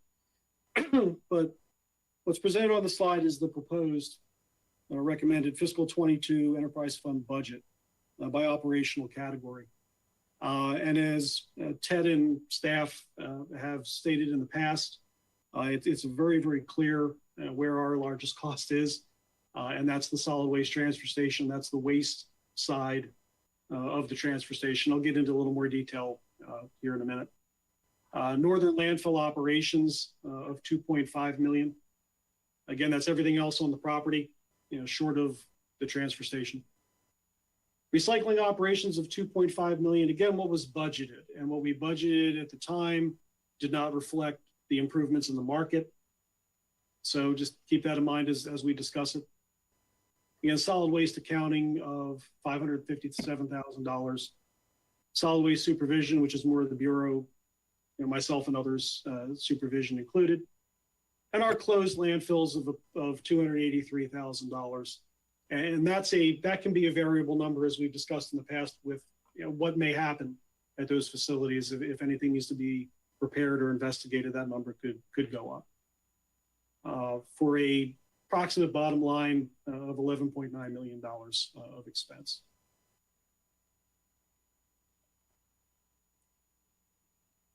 From the northern landfill standpoint, get that one out of the way first. Again, the projected expenses are 2.59 million.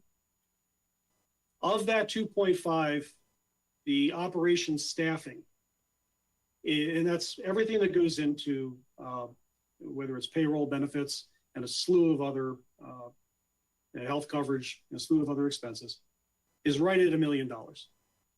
That covers the solid waste manager, our office technician, 8 equipment operators, and in that 8 equipment operators are 2 foremen. Our 2 foremen are working foremen. So for all intents and purposes, they're operators with some supervisory responsibility, and 1 mechanic. Leachate disposal, which is what we had talked about before, the 10 million gallon number for this year, for this projected budget, includes opening the next part of cell 3, at least the next 3 to 4 acres of it. So that number of $675,000, that is our treatment cost. It's not the hauling. That's built into our operational budget, and we're working to break those out. But from a disposal standpoint, $675,000. Ted could probably give a better answer as to how much of that is actually reflected in the septic enterprise fund revenue piece. How much of that goes to the city, I'm not 100% sure.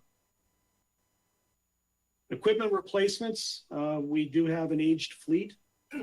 We're trying to get back to a routine on replacing equipment, especially the yellow equipment.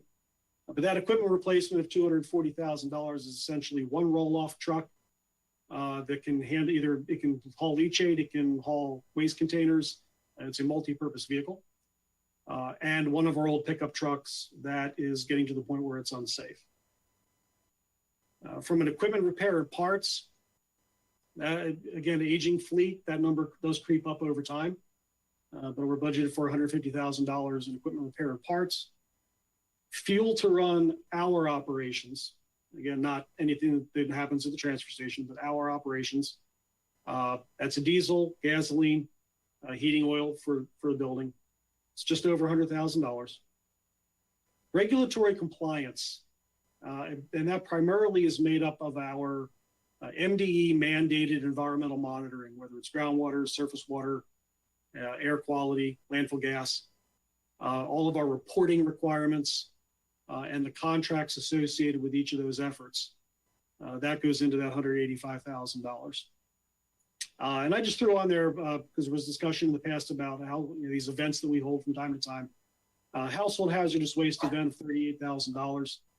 They are expensive dates, but they're very useful. They're very well received. So it's a cost that is very well spent. Looking through the budget, and again, with the operations plan, we'll get more accurate and more detailed with it. But just myself looking through our operations budget at the landfill, some of the questions are, what are our fixed costs versus variable costs? And I did not include in that analysis, debt service, things of that sort. But just looking at the operation itself and checking lines off, somewhere between 80 and 90% of that operation of 2.59 million are essentially fixed costs. The ones that are variable really depends on what happens. Weather-wise, operationally, there is, in my estimation, very, very little fat to trim, on the fixed costs or the variable side costs. We have, again, an aging property, aging buildings, foreclosed landfills. There's a lot that goes into that.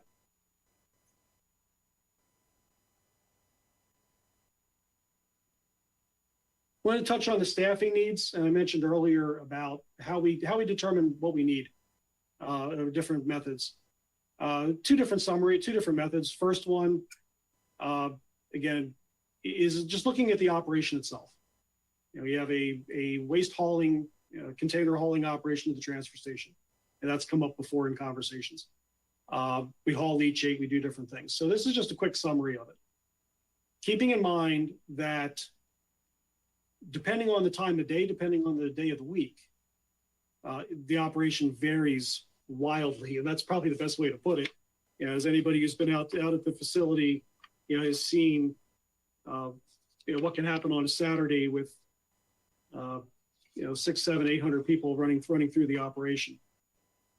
The landfill itself, if we were to be operating the landfill, which we need to be prepared to do in case the transfer station, something happens there, it's 2 to 3 operators. That's between the working face, compacting trash, covering trash, excavating soil to cover the trash at the end of the day.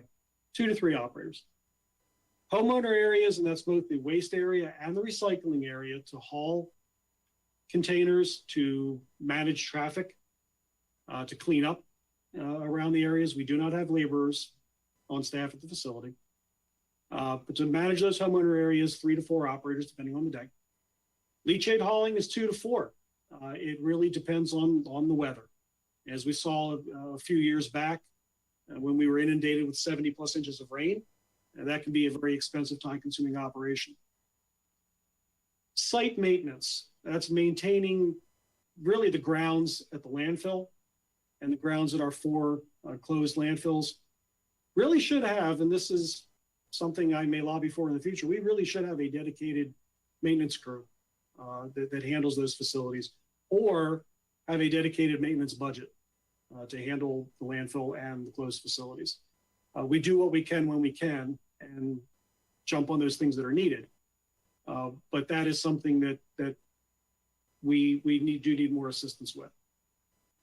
Equipment maintenance, we have a full-time mechanic. And when the conditions warrant, one of the operators will jump in and help. So that's why it's 1+. Typically, the one mechanic is sufficient. Real big operations, we call in outside help in order to get the work done. So somewhere between I'm sorry, go ahead. Mr. Engel, if we had the leachate piping system in, would we do away with the 2 to 3 operators for leachate hauling?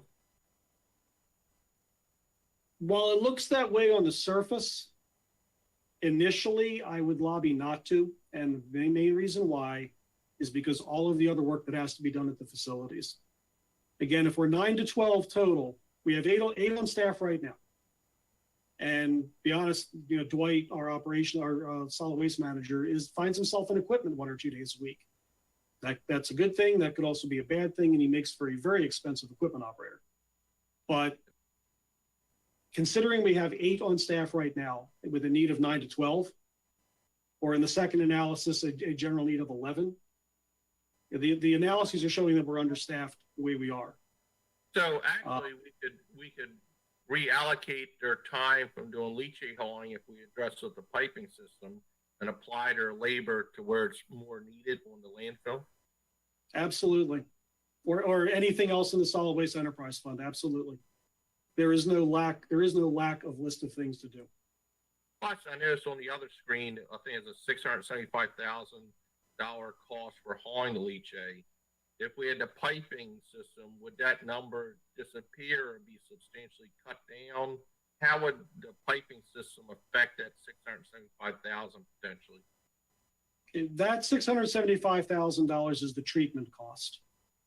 It's the cost that we are billed at 6.75 cents per gallon. It has nothing to do with the cost of running the trucks and the tankers? No, that's built into other operational lines. At some point in time, I'd like to get the budget a little refined and some of those things separated out so we have a better handle on it. We're in the process of doing that, getting those numbers down. But at this moment, it's under just general labor at the landfill. Because eventually we as a board don't have to sit down and analyze the cost benefit return on doing that leachate piping system. Yes. All those numbers will be relative because as a businessman, if it's not worth the investment for us, I don't think the county should do it. But the numbers justify it and we get all these other expenses down and potentially reallocate labor, I think it'd be a great idea. Absolutely. And that deeper dive will be in that deeper dive analysis of the leachate of the leachate line. Again, the staffing needs method 2 is just simply one that I've used elsewhere. It's looking at hours required versus hours available for that job category. I'm not going to get into a whole lot of detail with that, but you take into account leave time available and other things. And using that analysis, full-time employee requirements 11 from an operator standpoint. Again, this is just the operators, just the boots on the ground, other than the waymasters and the office staff. So in either case, I would make an argument that we're understaffed for what we have to do as a solid waste enterprise fund. And I'll get off my soapbox. Hey, Cliff, while you're off your soapbox here a minute, okay. We raised the tipping fees back in 08, 09, wherever you had on that item, but it had to, our fixed cost had to go down then because we weren't handling the volume. I mean, our fixed costs were the same, but our variable costs had to go down because we weren't handling the volume of material at that time. If we were to raise the tipping fees, and I know this just diverts the waste somewhere else, it doesn't solve our problem here locally, but we don't have to then dispose of it or get rid of it. At what point is there an equilibrium there that, where tipping fee goes up, the waste goes down, that it affects our bottom line in a positive fashion, that, we're not losing any more. It's not costing as much. We don't need as much maintenance. We don't need as many personnel and things like that in the landfill to maintain it. Is there a line there where that happens? I believe there is a line, Commissioner, and we've had that, the little bit of the discussion before, but that is one of the answers that this updated, deeper dive into the operating plan, will show. We are not there yet. That's one of the things that we are again, because of the many topics that we're looking at, many options that we're looking at, that's one, that is still under development. Okay, thank you. Cliff, are you finished with your presentation? Just about. Okay, because I have a couple of things I want to bring up, but I wanted to wait till you were finished, so, but go ahead. Okay, just a couple more and we'll be done. Okay, transfer station operation budget, I can go through this relatively quickly. This is the waste transfer. The projected expense, $5.7 million. Again, this is the program that was initiated in '98. The budget is 100,000 tons of transfer at 55.28 a ton. That's 5.5 million. We also have in that budget $165,000 for some building maintenance. It is an aging building. There is part of the floor that has to be replaced, so there are some costs in there to start getting some of that maintenance done. We basically gross $9.72 a ton. So our gate fee is higher than our transfer fee. So just on that piece of the operation alone, we're ahead. One of the questions that was raised, and this is only part of the way there, Commissioner Weaver, but this is the beginning piece of it. If we were to somehow divert 100,000 tons of waste to others rather than transfer it, our gate revenue today loss would be $6.5 million. Our safe transfer expense would be $5.5 million. So the net position is really $1 million further behind. Now, that does not include all those other things that will be looked at in the operating model. That's just a pure revenue and expense line. And Deb Effingham ran a few numbers for what happens if tonnage, we go up $1 at the gate, but we lose 10 or 15 thousand ton at the scale. The net position, depending on how you run that, doesn't change a lot, the net position. But I do agree, I do think that somewhere further down that, we're going to see maybe that change. I may be wrong, but I think there is a point, and we just have to continue to dig to find it. One thing to keep in mind too is the waste transfer contract that we operate under right now. That was renegotiated 3 years ago. Again, through the authority, as we've done other contracts. We saved about $200,000 a year versus the prior contract on that waste transfer. So just adding some value of being part of the authority and being able to bid these things with other counties who are also members of the authority. Recycling operating. If I could ask one thing here, with the $9.72 gross on transfer, will we be better to transfer everything and not bury anything? One of the things that we're evaluating, and there are costs associated with the landfill without getting into it, because I don't have the numbers right in front of me, the information in front of me.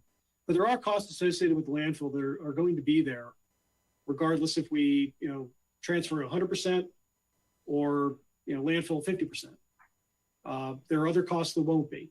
And that's what these options in that operating model will take into account. I hate to say it's like 1.5 people working on this problem, and I really do deeply wish that I had better, deeper answers for the board today. But we are working to get those, again, with management and budget and every resource that we can. Thank you. In the recycling operations budget, real fast, fiscal 22, total projections, $2.5 million. Again, this is what was requested at the beginning of the budget season. The transfer and processing of 2.1 million. That's the processing fee plus the hauling, plus the reloading, plus the hauling. The loading and hauling piece of that is basically $55 a ton. The processing piece in the contract is the 95 that is offset by that material value, market value today, which is discussed real briefly at the bottom. That's where the 2.1 million is. Program management is Maria and staff and everything that she puts into to the recycling program itself. Different facets of programs that are run. From an advertising standpoint, I know there was a topic of discussion at one point in time. One thing I want to mention about the advertising, it's the advertising purpose. It isn't just to get more people or more material, more people to participate, more material in the program. Nothing could be really further from the case. Much of the advertising is related to reducing contamination, which has a tremendous impact, waste diversion and reduction, whether it's training or having programs for the public for backyard composting, you know, and other efforts, waste reuse, same thing, education. Having the advertising program in general also adds and helps support our recycling rate, not only because of the physical impacts of the improvements in material and quality, but we also do get a bump in our recycling rate from the state because we do have a comprehensive advertising program in place. Also, that advertising covers the different events that we hold, whether it's a shredding event, HHW event, and things of that sort. So a good portion of that advertising, you know, is directly related to waste reduction, waste reuse, and waste diversion. And I just want to make sure that that's clear out there. The ARC staff at the homeowner recycling area, that runs us about $90,000 a year. Typically, that's one ARC staff member, one employee from ARC, and one client of theirs. So that's the staff that operates that or helps to run that facility. Our electronics recycling program costs us about $48,000 a year, depending on the tonnage that we take. So unfortunately, we do have to pay to have our electronics recycled. There is no tip fee taken in for electronics. Again, that's well before the scale, so it would be difficult to implement. And then facilities maintenance. You know, we have buildings and structures around the recycling areas. There is a cost to maintain those. So that $47,000 a year helps maintain those buildings, whether it's the used oil shed and others. And while I'm on the used oil topic, thus far, our waste oil, used oil program has been no charge to us. It's been run through MES, Maryland Environmental Service. In many areas, they're starting to find companies that will not do it for free. So we're good now, but we are hoping that that market doesn't change where that becomes a cost to us. Because the volume of used oil we take a year, that could be not like single stream, but that could be a cost increase to us for certain. As I passed the information around last evening, the material or recycling markets, commodity markets, have improved. So as the value of the recyclables go up, our mix, our share value also goes up. As we mentioned in the contract discussions, we get 75% of that market value assigned as a credit against our processing. But the values have increased 289% since July. Since when the contract was initiated, which potentially, I use caution with this line always, but if March, the value in March for our recyclables continues the way it is for a year, that's about another $390,000 savings, annualized over a year. So as the markets increase, again, our benefit increases. Past performance does not guarantee future results, but we hope that's the case. And also, the cleaner we make the material, the more value it has. So a little bit of good news in an otherwise very gloomy recycling market. So, Mr. Engel, that will affect the out-year essence we have on our deficits within recycling? Absolutely. I'm also wondering if we're making money hauling our waste out, what's causing all these deficits in the out years? Primarily, we'll go back to the screen. Primarily, it is the recycling program as one. It's our landfill costs. It's our closed sites. It's just a combination of everything. And it's a really good point. I should have had a slide in here that was just the negatives. So I'll make sure that that's in there next time that we come before the board. Thanks. That's just the negative impact. impressive. A very good question. Ted's lit up. Is your presentation over? Because I'm Yes. waiting now. Okay. Got a couple things I'll bring up there. I was waiting for you to finish. First thing, Sorry, Commissioner. it's all good stuff. Our recycling cost, even though it's better now than it was before, it's still more than we're charging for recycling. We're charging $30 a ton. It's costing us about $55 a ton right now. If we increased the tonnage, what we charge for recycling coming in, $25 a ton, we would almost cover that cost, and that would still be less than the cost that we charge for waste coming in. If we divert that, I mean, if that goes to trash, we'll make more money. So either way, I don't see how that's going to cost us, but it's going to benefit us. We're almost going to cover the recycling costs that way. Second thing is, you said we have about 120 years space in this landfill. If we cut in half the number of the tonnage of waste that we are transferring out, we would still have about 60 years in this landfill.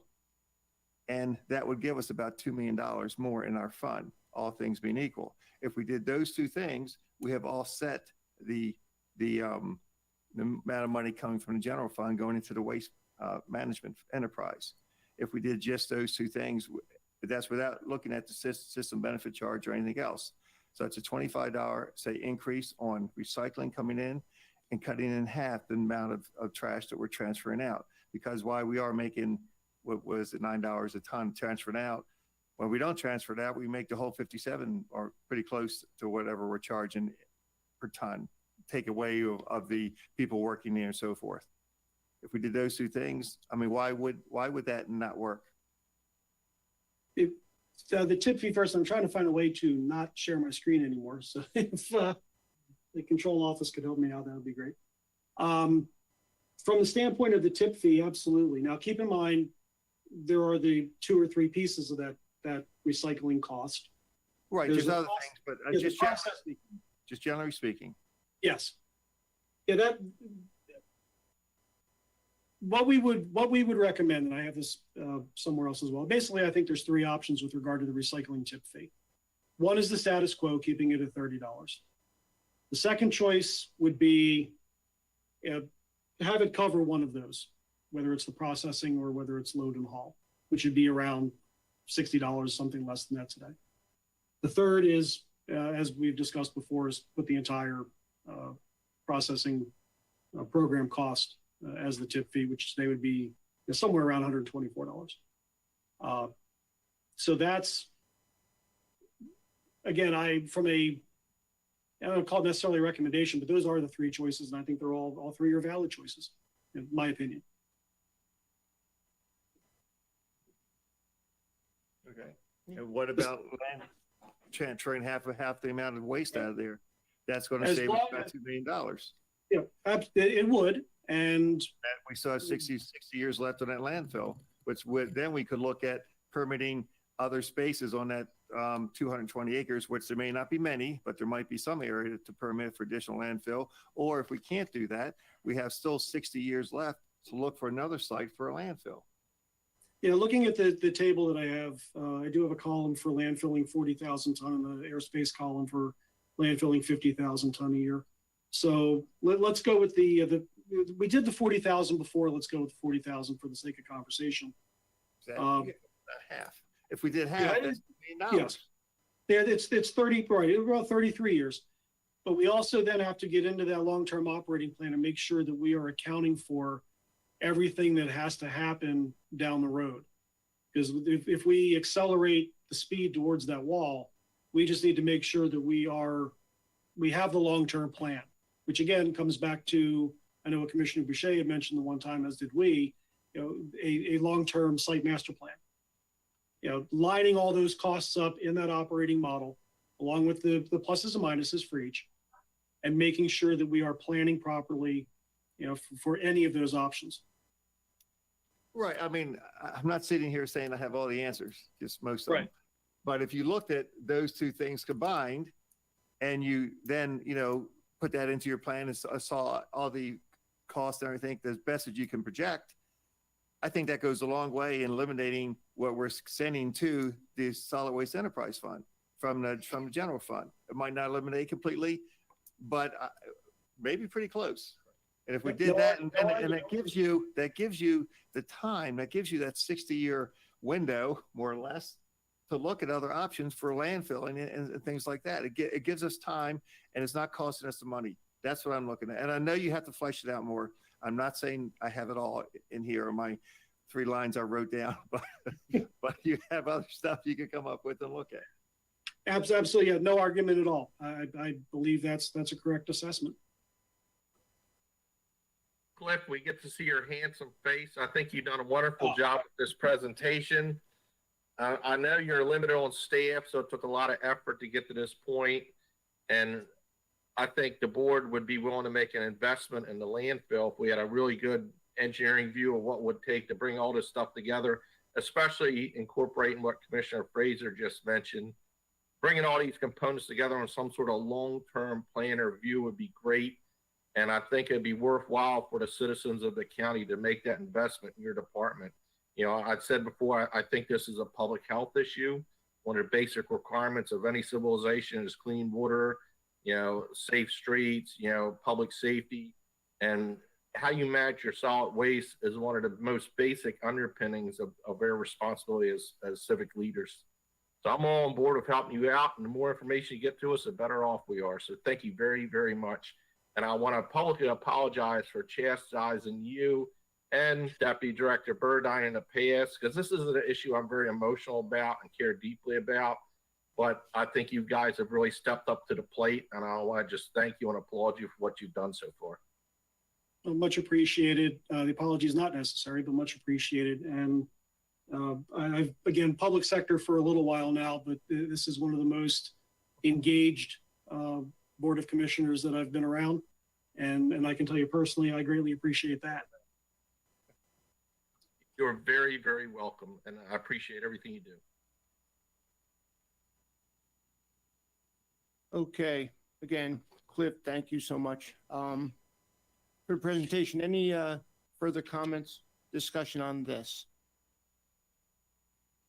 Okay, gentlemen, thanks again. We do have open session at 1 p.m. It's going to be a long open session scheduled from 1 to about 4:30 with a lot of topics and a lot of engagement.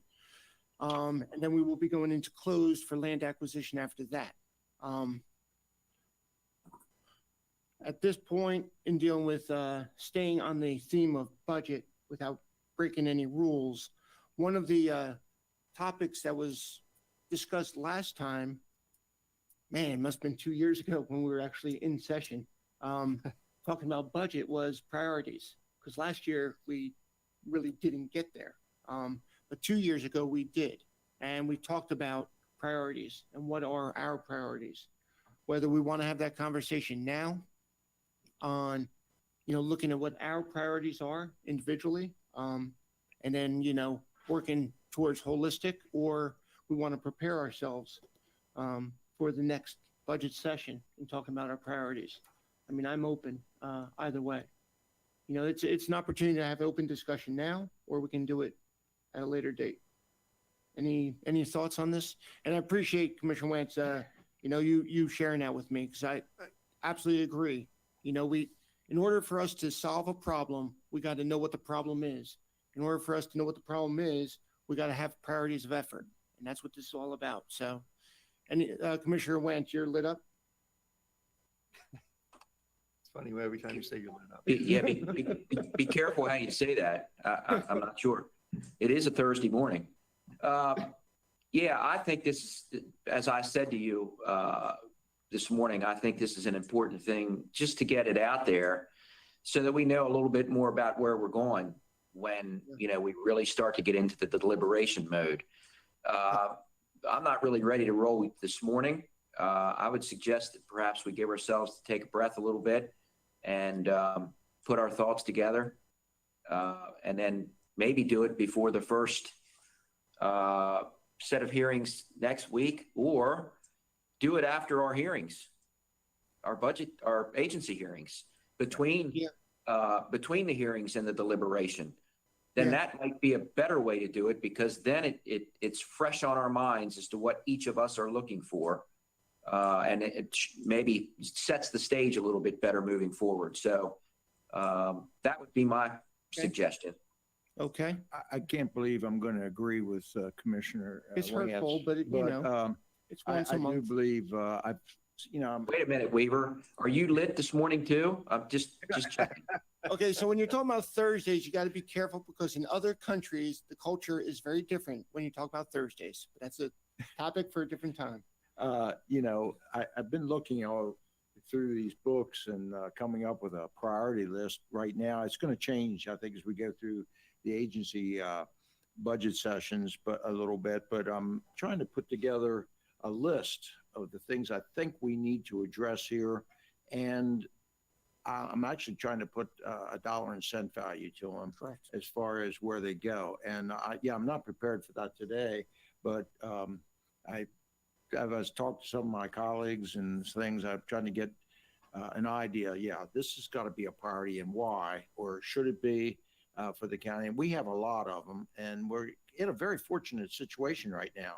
Here we are with one-time money that we normally don't have or haven't had for a couple of years, and I think we have to use it wisely, and we have to make some changes. And I mean, the solid waste is a primary example. What can we do? Where can we make changes that's going to save us money down the road? And we have that for everything coming up. Now, the other thing is that one-time money.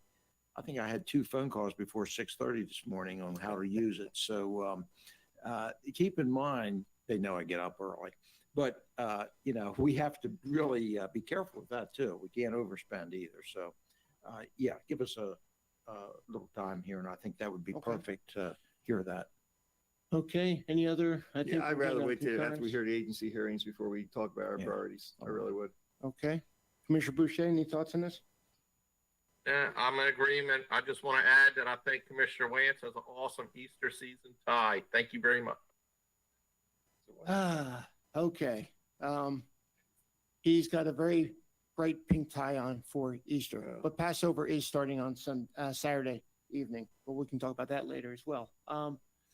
Yeah, but that's below the table there, Commissioner Frazier. That's why I put it up there. I don't want the viewing audience to miss it. Are you done? Yeah. Okay, go ahead. Okay. Motion to recess till lunch. I got a motion on the table to recess until 1300 or 1 p.m. I got a second. Any further discussion? All in favor to recess until 1 p.m. All in favor? Aye. Aye.